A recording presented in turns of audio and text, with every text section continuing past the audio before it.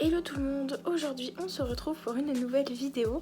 Donc dans cette vidéo je vais vous montrer différentes techniques qui vont permettre de préserver votre coloration pour les cheveux. Donc j'ai déjà fait une vidéo pour pouvoir faire partir votre coloration justement. Donc je vous conseille quand même d'aller la voir même si vous voulez préserver votre couleur, parce qu'au moins vous savez ce qu'il ne faut pas faire justement. Même si je vais quand même un peu me répéter dans cette vidéo pour les personnes qui n'ont pas forcément envie d'aller voir l'autre vidéo qui dure une vingtaine de minutes il me semble. Donc je comprendrez que vous n'ayez pas le temps d'aller la voir. Donc je vais quand même résumer vite fait ce que j'ai dit dans la précédente vidéo. D'abord je vais vous expliquer ce qu'il faut faire quand vous faites votre coloration, donc ce qui est le mieux à faire, le temps de pause, etc. Donc il va falloir différencier les colorations semi-permanentes des colorations permanentes parce que c'est complètement différent. Donc écoutez bien ce que je vais dire, parce qu'il y a des choses qu'on peut faire avec des semi-permanents qu'on ne peut pas faire avec des colorations permanentes. Ça risque d'être dangereux, donc il faut bien écouter ce que je dis.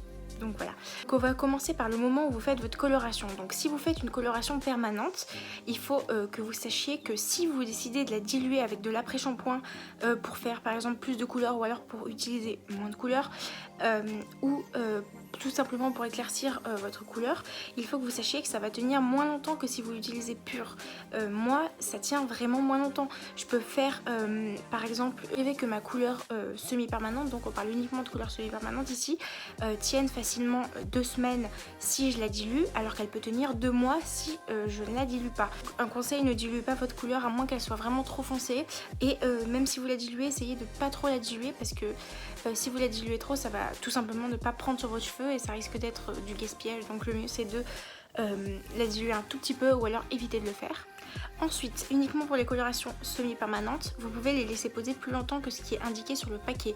Moi, mes couleurs semi-permanentes, je les fais poser en général 1 heure, et vous pouvez les faire poser, je pense qu'il faudrait éviter de les poser plus que 1 heure.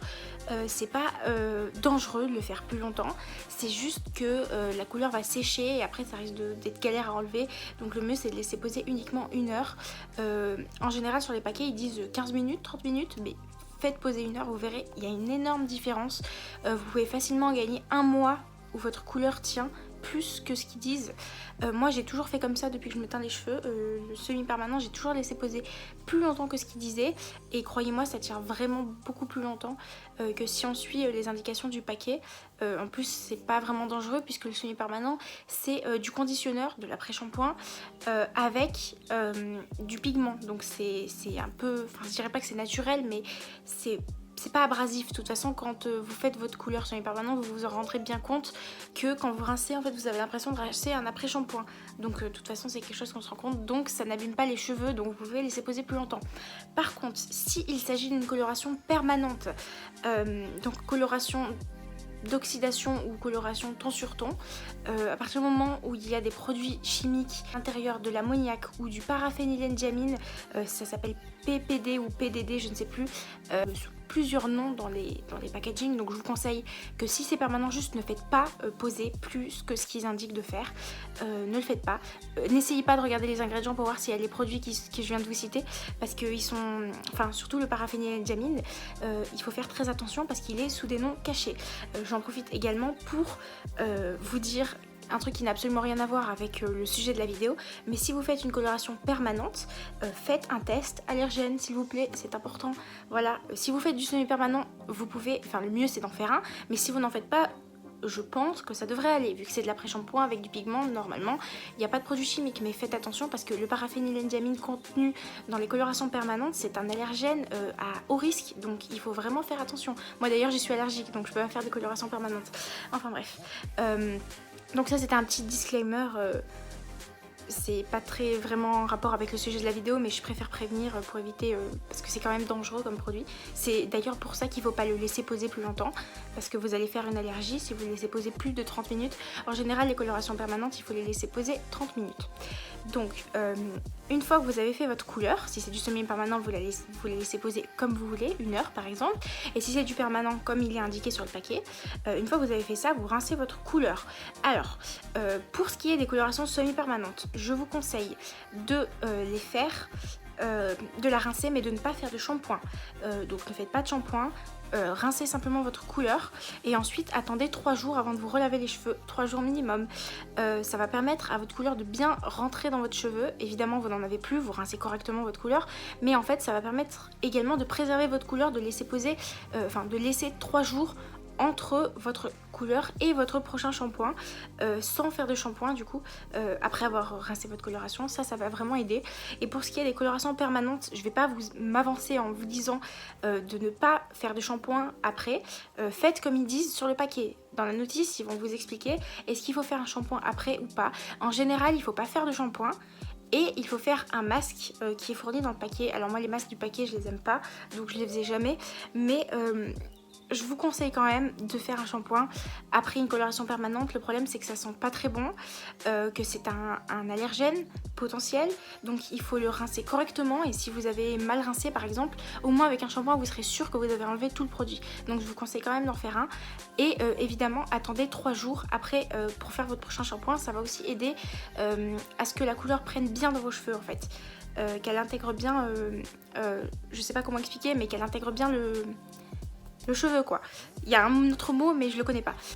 Ensuite, petit truc que j'ai oublié de préciser, mais quand vous faites votre couleur juste avant de la faire, si c'est du semi-permanent, vous la faites sur cheveux propres, lavés avec un shampoing qui n'est pas un shampoing pour les cheveux secs, par exemple un shampoing normaux pour les cheveux normaux. Et si c'est du permanent que vous essayez de faire, là faites sur cheveux gras, pas trop gras non plus, mais 2-3 jours je dirais, un truc comme ça. Pour ce qui est des permanentes, vous pouvez faire sur cheveux propres, c'est pas grave, c'est juste que ça risque d'abîmer vos cheveux. Mais pour ce qui est du semi-permanent, le fait de les faire sur des cheveux qui sont propres, ça va permettre à ce que, en fait sur un cheveu propre, ça va s'accrocher la couleur. Alors que sur un cheveu qui est gras, en fait avec le sébum ça va glisser, du coup la couleur va tenir moins longtemps. Et en fait même quand vous aurez rincé la couleur, elle sera moins bien faite que si vous avez fait sur cheveux propres. Donc voilà, vous faites votre shampoing, en fait il suffit de se dire que c'est comme un après-shampoing en fait, votre couleur semi-permanente. Comme j'ai dit, c'est de l'après-shampoing avec du pigment. Donc faites comme un après-shampoing après votre shampoing, c'est logique. Donc voilà, donc là on vient de terminer un peu ce qui englobe ce qu'on fait pendant la coloration et ce qu'on fait après la coloration. Mais si vous êtes sur cette vidéo pour faire tenir votre couleur que vous avez déjà faite et du coup vous n'avez pas pu suivre les conseils que j'ai dit, c'est pas grave, je vais aussi vous donner des conseils que vous pouvez faire à partir de maintenant même si vous les avez jamais fait avant. Donc déjà je vous déconseille d'utiliser de l'après-shampoing, que ça soit sur des couleurs permanentes ou semi-permanentes. Le mieux c'est, si vous en utilisez, de le laisser poser très peu de temps. Donc, que beaucoup de gens font, c'est que vous mettez votre après-shampoing sur la douche et puis vous faites autre chose, je sais pas moi, vous vous rasez ou des choses comme ça. Donc moi je vous déconseille de faire ça parce que vous allez laisser poser trop longtemps et en fait l'après-shampoing, si vous avez vu ma vidéo sur comment faire dégorger une couleur, ça fait vachement dégorger les couleurs, contrairement à ce qu'on pourrait penser. Si vous laissez poser, bon après évidemment il faut laisser poser 1 heure, mais croyez-moi ça fait dégorger votre couleur vachement plus vite que si vous faisiez simplement un shampoing, ou alors si vous laissiez poser pas longtemps. Donc le mieux c'est soit de laisser poser pas longtemps si vous avez vraiment besoin de faire un après-shampoing, ça peut arriver si vous avez des nœuds par exemple, ou si vous avez les cheveux secs, mais le mieux c'est de pas en faire.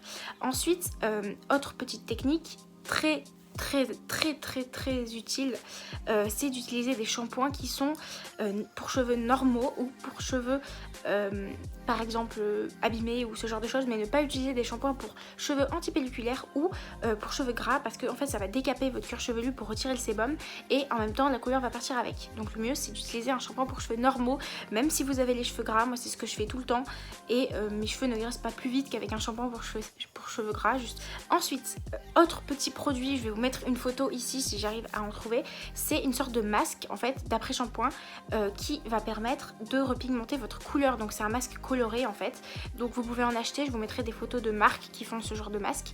C'est valable pour les colorations permanentes, par exemple vous pouvez acheter un masque brun ou un masque noir je pense, et pour les colorations semi-permanentes un masque violet, un masque rose, ce genre de choses. Donc voilà, donc ça c'est vraiment utile si vous justement vous avez les cheveux abîmés et que vous voulez faire des après-shampoings mais que justement vous pouvez pas parce que l'après-shampoing fait dégorger la couleur. Bah là vous avez un après-shampoing avec du pigment dedans, donc ça va vous permettre de repigmenter votre couleur. Et puis quand bien même vous n'êtes pas vous n'avez pas besoin, la nécessité de faire un après-shampoing, je vous conseille quand même d'utiliser cette technique car ça va permettre de refaire votre couleur au niveau des pointes. Donc il faut savoir qu'en général les pointes c'est là que ça se dégorge le plus. Bon, moi c'est pas trop valable parce que mes longueurs sont plus foncées que mes racines, mais si vos cheveux sont décolorés partout pareil, les vont dégorger beaucoup plus vite. Donc le mieux c'est de faire un après-shampoing repigmentant, ça va vachement aider. Vous le laissez poser pas trop longtemps. Vous pouvez acheter ce que je vous mettrai ici, mais vous pouvez aussi le fabriquer. Donc par exemple, vous pouvez acheter de votre coloration normale un masque et vous mélangez un petit peu de votre coloration semi-permanente, pas permanente, hein. Permanente ne faites jamais ça, hein, surtout, hein, je n'ai pas précisé mais ne faites jamais ça, il y a des produits chimiques dedans, si vous les mettez dans de l'après-shampoing, je ne sais pas ce que ça va donner. Vous pouvez le fabriquer seulement si c'est avec de la coloration semi-permanente. Par exemple, vous prenez un peu de violet, vous en mettez dans votre pot de masque en fait et vous mélangez tout, ça vous fait une couleur violette, vous mettez ça sous la douche en tant qu'après-shampoing, ça va repigmenter votre couleur et en même temps ça va faire en sorte que vous utilisez un après-shampoing sans pourtant faire dégorger votre couleur. Donc voilà, je pense que c'est la dernière technique que je vais vous donner là, qui est assez importante, c'est de vous laver les cheveux à l'eau froide. Alors je sais que c'est extrêmement chiant, surtout en hiver, mais croyez-moi, il y a une énorme différence entre si vous lavez vos cheveux à l'eau brûlante ou à l'eau froide. De toute façon, il suffit de faire un test. Vous coupez une mèche de vos cheveux, parce que je sais pas, vous allez chez le coiffeur, vous gardez une mèche. Vous mettez le semi-permanent, vous rincez, vous la mettez sous l'eau chaude et sous l'eau froide, vous verrez que ça dégorge 1000 fois plus sous l'eau chaude que sous l'eau froide. En fait, moi, par exemple, pour vous donner un exemple, moi j'ai eu un splitter pendant très longtemps, donc noir et violet. Donc je faisais mon violet régulièrement sur ce côté-là, je crois il me semble, ou celui-là, je ne sais plus. Et en fait, je l'ai fait plusieurs fois ce violet, donc je sais à peu près... Enfin, j'ai utilisé plusieurs techniques différentes et en fait la première fois que je l'ai fait, j'ai rincé à l'eau chaude normalement. Ma couleur, je l'ai fait je crois au bout de 2 semaines, j'ai refait mes cheveux. Alors que la dernière fois que j'avais fait ma couleur, la dernière fois avant que je change de couleur tout simplement, j'avais lavé mes cheveux tout le temps à l'eau froide et j'ai tenu 2 mois sans que ma couleur soit partie, sans que j'ai besoin de la refaire. Donc évidemment ça se délavait, c'est passé de violet flash à violet pastel, mais ma couleur n'est pas complètement partie et j'ai pu tenir 2 mois avec une couleur à peu près convenable. Donc vraiment l'eau froide c'est miraculeux, je vous conseille Et maintenant je vais vous lister les trucs qu'il faut pas faire en général.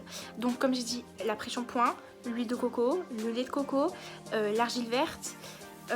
Il faut pas mettre du yaourt sur vos cheveux. Enfin, il faut pas mettre de produits. Bon, en tout cas, c'est tout ce que j'ai dit dans ma vidéo pour faire dégorger. En fait, tous les produits, je vous ai dit. L'huile de coco, faut pas en mettre. Faut pas faire de bain d'huile en général. Enfin, ce genre de choses que je viens de vous citer. C'est des produits qui aident à faire dégorger. Donc, justement, n'en utilisez pas. C'est ce que j'ai mis dans ma vidéo spéciale pour faire dégorger. Donc, voilà, j'espère que cette vidéo vous a plu. J'espère qu'elle était assez complète et que mes explications étaient assez claires. Donc, voilà, j'espère que vous avez bien compris et que j'ai été assez prévenante en ce qui concerne les colorations permanentes et semi-permanentes parce que c'est complètement différent ce qu'on fait avec, mais il y a des trucs qui sont valables pour les deux, comme l'eau froide par contre, ça c'est vraiment pour les deux. Donc voilà, n'hésitez pas à liker cette vidéo si elle vous a plu, à commenter, à partager, et moi je vous dis à bientôt dans une prochaine vidéo.